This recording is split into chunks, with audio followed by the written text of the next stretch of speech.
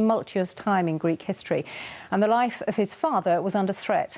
He came to the UK to study in Scotland and after leaving school at 18 joined the Royal Navy. He had enrolled at the Naval College in Dartmouth, and this was where he first met Princess Elizabeth. He loved the Navy, serving in World War II and being mentioned in dispatches. But once Elizabeth became Queen, his became a very different life.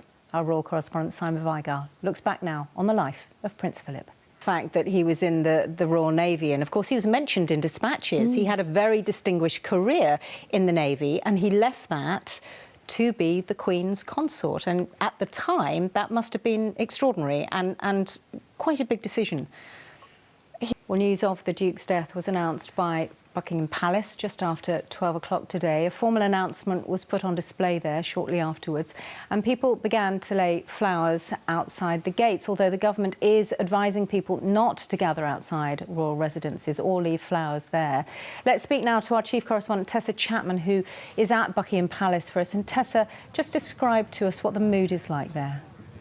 Shows the affection that people have for Prince Philip. And Tessa, alongside his many roles in the royal family, he was, of course, as we've been saying, the Queen's consort, indeed Britain's longest-serving royal consort. 36 years. Can you tell us a little bit about what he was like as a friend? What was he like behind the scenes? Because, of course, we see him on the television, and some of us have met him, but brief glimpses. But you know him, presumably, as somebody who was there for over 3 decades as your friend, perhaps a different man to the one we see.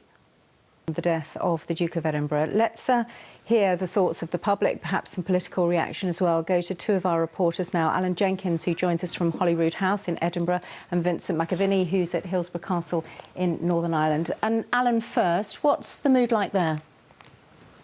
The programme about his modernising instinct, the fact that he had many passions and drives, and that he brought that to the UK in terms of the interfaith, bringing faiths together, but also with the environment as well. What do you think his impact is going to be? What are your thoughts on his legacy today?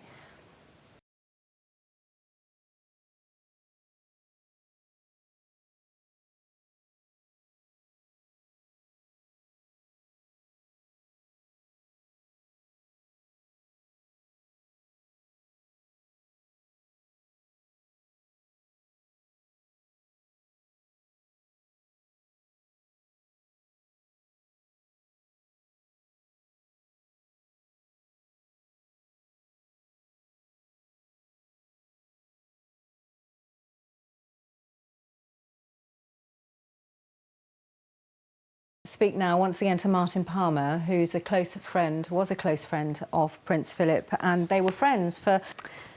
Well, earlier in the programme, we heard a short clip from the Duke's friend and biographer, Giles Brandreth. Let's hear a little bit more from him as he describes in his own words what a remarkable man Prince Philip was.